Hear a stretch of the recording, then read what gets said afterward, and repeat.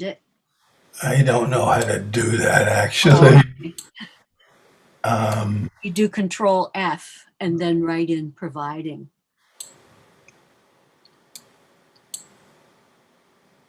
Or Command F, depending on whether you've got a Mac or a PC. I'm on. Oh wow. Well, maybe somebody else can read. Would somebody else like to read? Because mine's not paging. It's Sure. not. Okay. Did you say you would, Linda? I just said it's not. I would if you'd like me to. Yeah. What I have is tell Bill he is right in providing you with the consistent strength you need to get, and he needs to offer. Your instability and his weakness have resulted from bad karmic choices, and your relationship now is crucial for the future. You must both exert every effort to restore it to what it once was. Both of you are correcting where you have failed before. This has already enabled correcting where you have failed before. This has already enabled you to perform a very unexpected role. Hang on a second, someone's coming on.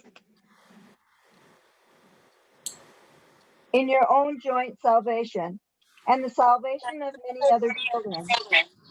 I will entrust and the salvation of many other children, and I will entrust I'm stuck increasingly to you. Okay. What page did we say it was? 63? That's Yeah. right. These are by no means chosen at random. I got it. Okay. Okay, thank you. Very good. Very good. Um, Tell Bill he is right in providing you with the consistent strength you need to get and he needs to offer. Your instability and his weakness have resulted from bad karmic choices, and your relationship now is crucial for the future. You must both exert every effort to restore it to what it once was. What it once was. Both of you are correcting. Both of you are correcting where you have failed before. This has already enabled you to fulfill an unexpected role in your own joint salvation and the salvation of many other children. I will entrust increasingly to you. These are by no means chosen at random. Bill should know that his preparation is not only in terms of sharing in the results of your better application of some rather unusual talents. His own role, which he will understand after his preparation is complete, will be equally surprising. He will need your help then as you need his strength now. That's interesting. Uh-huh. Note, Note that you do not need his help as a scribe because you developed this ability by your own efforts and finally placed them at my disposal. By lending you his strength, he strengthens himself. When he gains this through his own efforts, he will need your help in a very unexpected way. But this is just another example of this reciprocal nature of miracles. Equality, this is good stuff here. Equality does not imply homogeneity now. When everyone has everything, individual contributions to the sonship will no longer be necessary. When the atonement has been completed, all talents will be shared by all of the sons of God. God is not partial. All of his children have his total love, and all of his gifts are given freely to everyone alike. Except you become as little children means, unless you fully recognize your complete dependence on God, you cannot know the real power of the Son in his true relationship with the Father. You and Bill do have special talents, which are needed for the celestial speed up at this time. But note that the term speed up is not one which relates to the transcending of time. That's why he talks about, and it was on, in my book, it was on page 53, where he talks about the horizontal versus the vertical. And that's what someone had asked at one point. In your book, you mean the Sparkle edition? No. I have a copy, a Xerox copy of these for some reason, and the page numbers are different, although the material's the same. I don't know how that happened. Hmm. So one of the things that he talks about, and I don't remember whether we discussed it or not, was the difference in transcending time, which is sort of like the vertical. It's like rising yourself up in revelatory experiences. So you're beyond time yourself. When he's talking about miracles, what he's talking about are miracles are interpersonal that happen between brothers. And it shortens the time that is necessary for the atonement to become completed. So miracles actually shorten the need for time. Whereas, and that's on, now I'm all confused. That's brother to brother. That's the horizontal access. That's between brothers and brothers here in space time.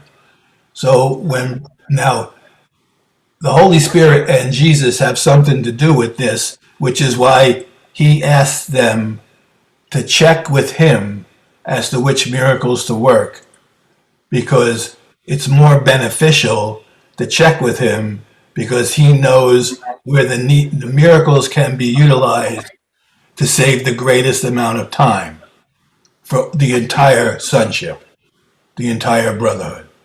Whereas Helen had the ability to go, to really go vertical and to have revelation. And in the condition of revelation, you're already outside of space and time. So time is sort of eliminated in the in your vertically rising into a revelatory state, which is got to do directly with your relationship to God. When time is abolished and all the sons of God have come home, no special agents will be necessary.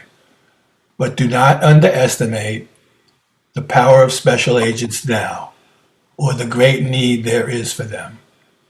I do not claim to be more than that myself. No one in his right mind, a term which should be specially noted, ever wants either more or less than that. Those who are called on to witness for me now are witnessing for all men as I am. Oh, and here we go into this. The role of priestess was once experienced was once to experience revelations and to work miracles.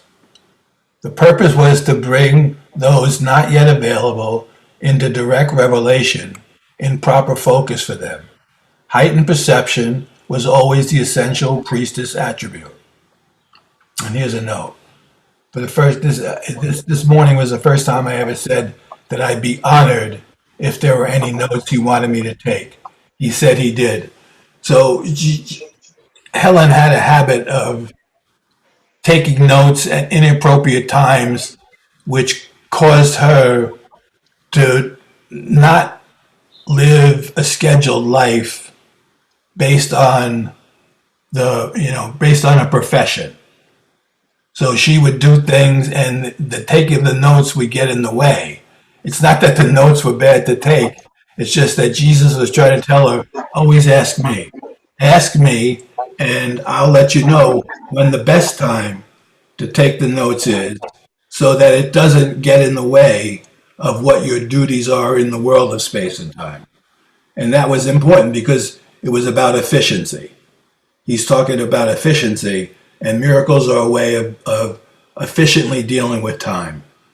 So the asking of him was important to him, both as a way of Helen finally listening and showing him he listens and follows directions, and also as a way of her not wasting her own time in what she was doing and what she had to do. Helen, neither Bill nor I is really clear about how sexual impulses can be directly translated into miracle impulses. The fantasies that I mentioned yesterday provide an excellent example. Now switch to pronoun references or it will be too confusing. I'm not sure. Fantasies are distorted forms of thinking because they always involve twisting perception into unreality. Fantasy is a debased form of vision. Vision and revelations are closely related. Fantasy and projection are more closely associated because both attempt to control external reality according to false internal needs. That's interesting. Both attempt to control external reality according to false internal needs. So you think you have these needs, and if they happen, then something will be a particular way. So you pursue the need that you think you have, thinking that it's going to produce space-time in the way you want it, let's say. So you think there's a way that things are supposed to go in the world. So you have fantasies about how that's going to happen, and then you pursue the fantasy, thinking that in that pursuit, they will allow the way you are thinking and what you're thinking to occur the way it's meant to. And what Jesus is saying is, that's not very helpful. Live and let live happens to be a very meaningful injunction. Twist reality anyway, and you are perceiving destructively. This reality was lost through usurpation, which in turn produced tyranny. I told you, you are now restored to your former role in the plan of atonement, but you must still choose freely to devote your heritage to the greater restoration. And I believe in that. He's talking about listening to him and allowing A Course in Miracles to become the book that it was necessary in order for the entire sonship to learn a better way of both being in the world and relating to each other in the world. Eddie, Yes. and I think that's a good reference to all of us too, that we've been restored to our correct place finally. And all these notes between Helen and Bill are good examples of our own relating. Well, I think so too. I mean, I think that there's no accidents in salvation, and there's a particular reason why, the group of people that comes together. And it really is to validate something that we already know and to help each other along the way that we're all going, because we've all decided we're going the same way. So if salvation is a collaborative venture, it helps to collaborate, and it also helps to experience the joining with your brother, so you know you're not alone.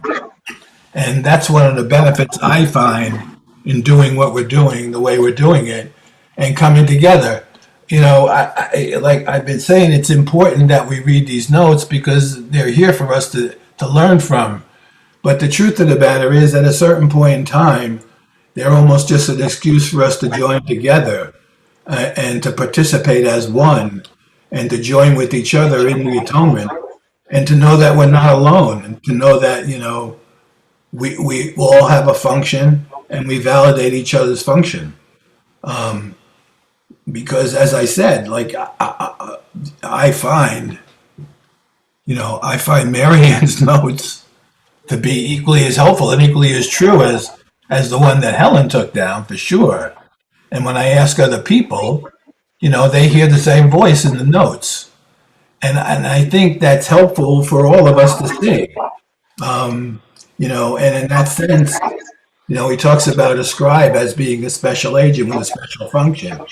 And I think that's important for people to know and to have validated so that they can trust in themselves more and more and trust in their brothers who they are one with.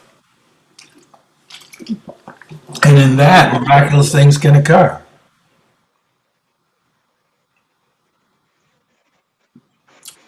But you must still choose freely to devote your heritage to the greater restoration. As long as a single slave remains to walk the earth, your release is not complete. And I would say that his own release is the same way, which is why he's involved in this. Because he was a man just as we were. We are people. Complete restoration of the sonship is the only true goal of the miracle-minded. That Sexual- to me is a beautiful description of my understanding of a bodhisattva. The way I see the concept. I never know what those things are, actually. Bodhisattva, enlightenment being. Oh, okay. They are someone who, like Jesus or Buddha, who has completed their own individual function in accepting oneness, but decide to stay around and help the rest of us until we have so joined completely in that oneness. That's funny because I was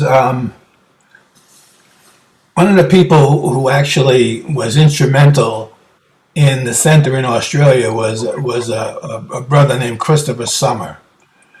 And I hadn't seen him in a long time, and he was in a meeting that we had the other night. And we were just talking. He was talking about some of the things that he's doing now. And one of the things that he's talking about was the way of love. In the book, The Way of Love. And what he was saying was, at a certain point in time, the question that is being asked in The Way of Love is, at the point where it's capable for you to make the decision to no longer be in the world or to transition, let's call it. We think of it as death, but it's really just it's a transition. Death is sort of a different idea than transitioning. Where we can make the choice to transition, or the question is, are you willing to stay around to help your brothers who are not yet ready to transition learn of the truth? I have a particular way of understanding because I'm not a way of love person, but I do understand that that's sort of that's sort of the question. Are you willing to help the sonship, and how can you best serve both God and man with the particular understanding that you have come to, since as it says, everyone must come to know that there is no world. Everyone must come to know that they're one with God, and this is a dream. This is a hallucination. It's not a reality. Now, how that happens to each and every one, everything's already been preordained.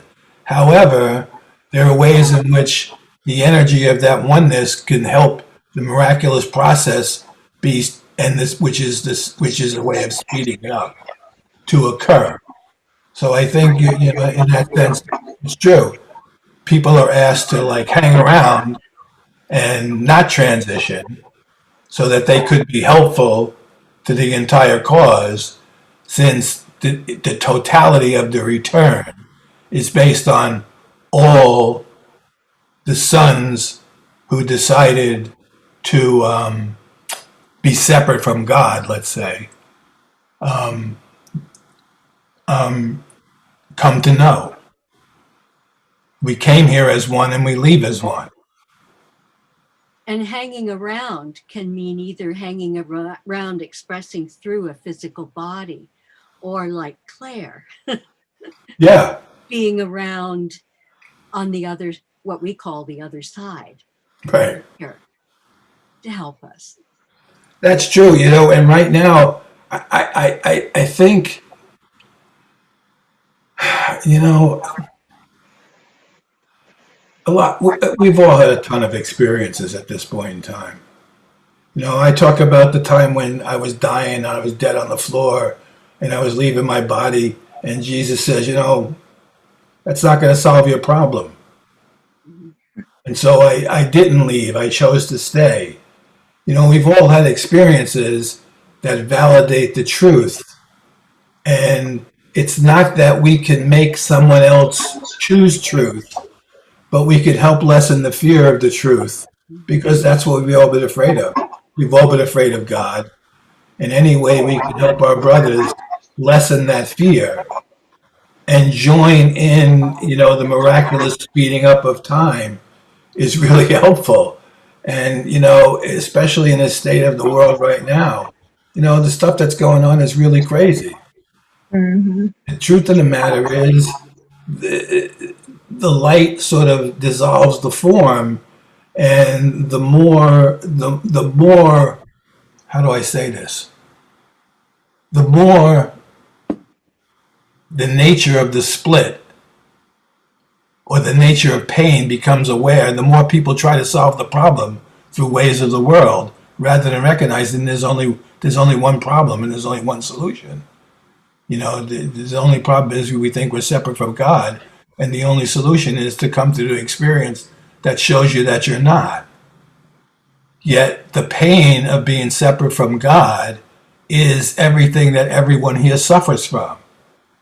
So we invent these reasons why we experience pain and suffering, and then we go about to solve the problem based on the inventions that we made up.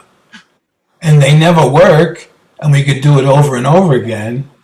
And, you know, if enough of us are in the energy of the certainty of what does solve the problem, at least we can offer it to our brothers, both through energy, just through being who we are, as well as when they ask a question, to tell them the truth of what we know. And I think that's important at this moment in time. And it's one of the reasons why I think it, you know, like when Jimmy has so many people, or when there are a lot of people in the afternoon, the diversity of people throughout the world helps, because we're joining together for a single purpose. And, you know, there are more and more people who are being validated in their experiences so as to share them throughout the world. And I think that's necessary at this point in time. You know, everybody all over the world, we're not going to be able to travel every place in the world.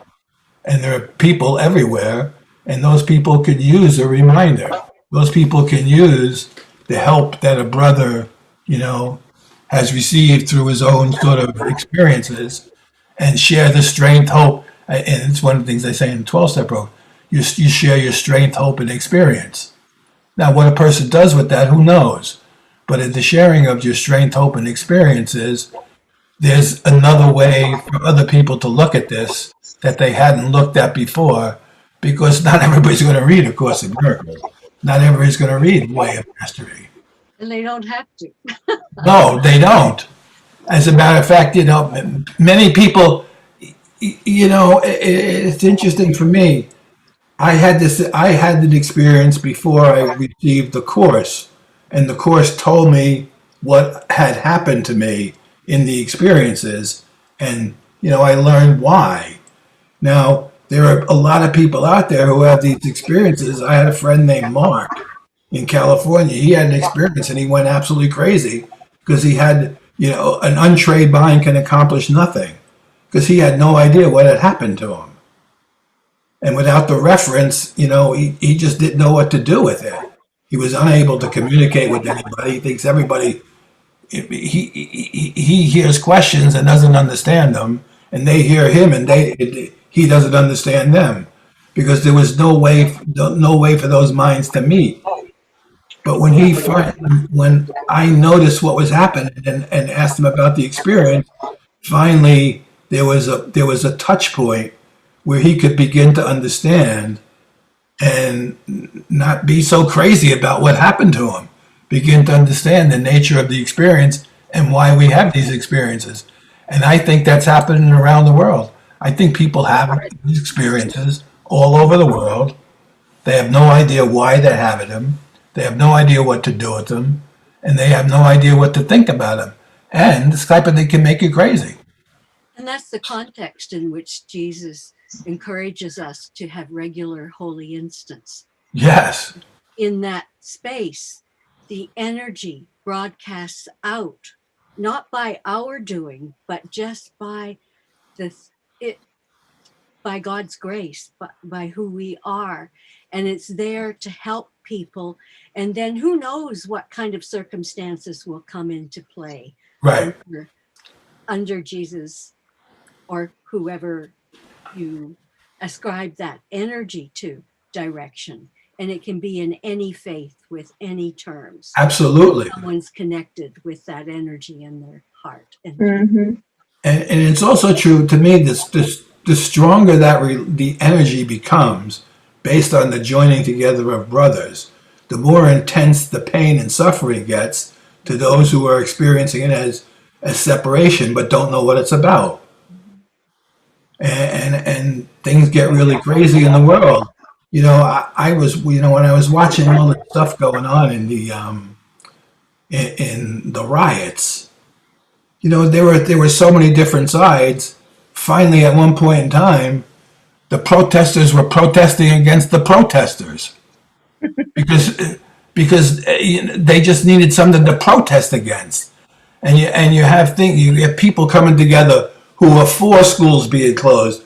There was a rally the other day, and both sides chose to have the rally in the same place.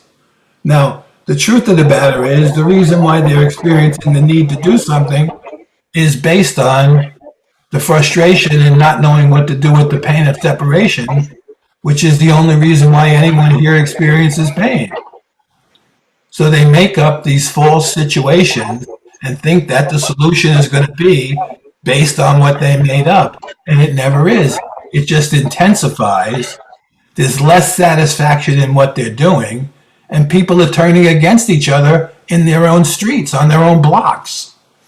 And the ability to help people understand that it's not their neighbor that they're against, but they're against themselves, and they treat their neighbors as they treat themselves. It becomes important. I think, anyway. I may be completely out of my mind. So important for us to surrender all our perceptions of this in a holy instant, and to ask for the guidance. Absolutely. I see. I think that's the biggest part. I think the biggest part is realizing you don't know what to do with anything and asking for the guidance. Mm-hmm. What should I do? Mm-hmm. Because we don't know. And it may not even seem to be related to what we think the problem or the situation is. Absolutely. Absolutely. Mm-hmm. And I think Jesus deals with that with Helen, as a matter of fact. He does.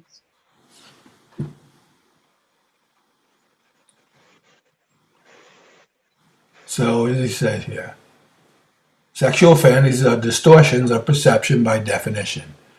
They are a means of making false associations and obtaining pleasure from them. Man can do this only because he is creative. But although he can perceive false associations, he can never make them real except to himself. As was said before, man believes in what he creates. If he creates a miracle, he will be equally strong in his belief in that. And that's important. The strength of his conviction will then sustain the belief of the miracle receiver. No fantasies, sexual or otherwise, are true. Fantasies become totally unnecessary as the wholly satisfying nature of reality becomes apparent.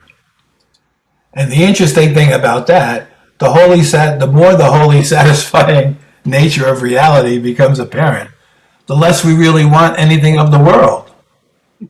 Because and the more we want to give up the world, which increases more pressure on us here in space and time, which then we could use the energy of that to be miraculous with our brothers.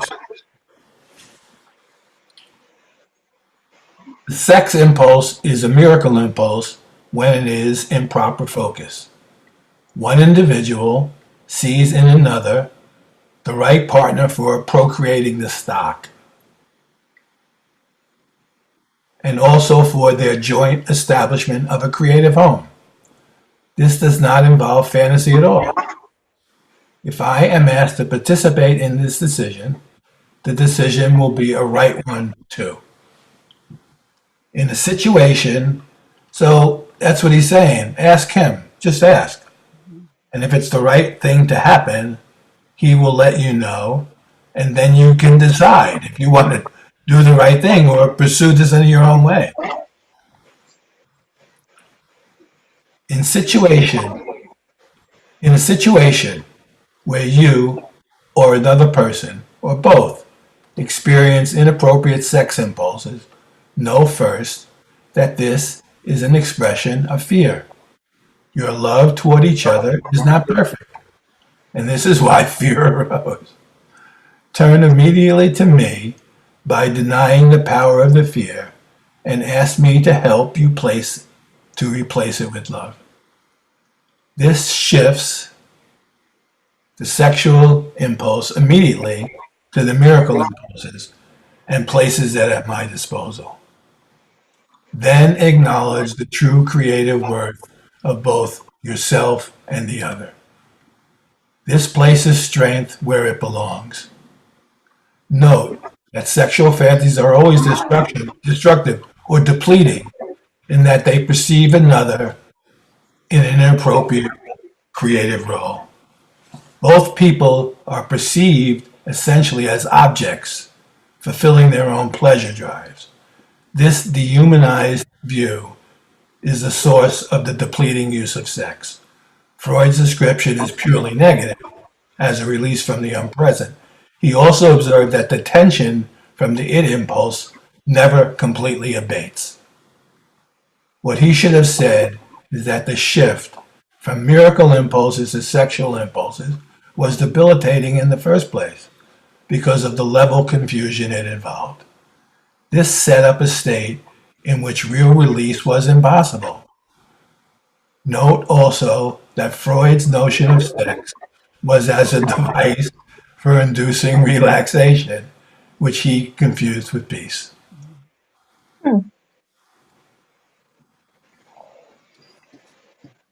Inappropriate sex relates only in the sense that it may induce physical sleep. Inappropriate sex relaxes only in the sense that it may induce physical sleep. The miracle, on the other hand, is an energizer. It always strengthens and never depletes.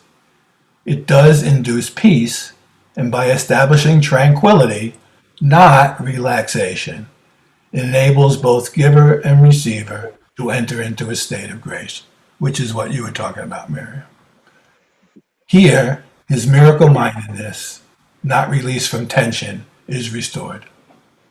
Tension is the result of a building up of unexpressed miracle impulses. This can be truly abated only by releasing the miracle drive which has been blocked. Converting it to sexual libido merely produces further blocking. Never foster this illusion in yourself or encourage it in others. An object is incapable of release because it is a concept which is devoid of creative power. And when he's talking about an object, he's talking about the body. So he's saying using the body to get the result will never be the solution. It's utilizing the mind in a different way so as to utilize who we are here in space and time for the purpose of, shortening time and increasing our ability to be restored to miracle mindedness. And in that state, we recognize grace. And in that state of the building up of tension, of unexpressed miracle impulses, we gradually learn what we need in the moment to do to begin to release that tension. Yes. Sometimes it's just dancing and singing and just letting the universe express through to get that tension, to get the energy, the essential energy flowing through the body and that connection with everything around. But there's all sorts of ways. Some people do it with cooking, like Vicky.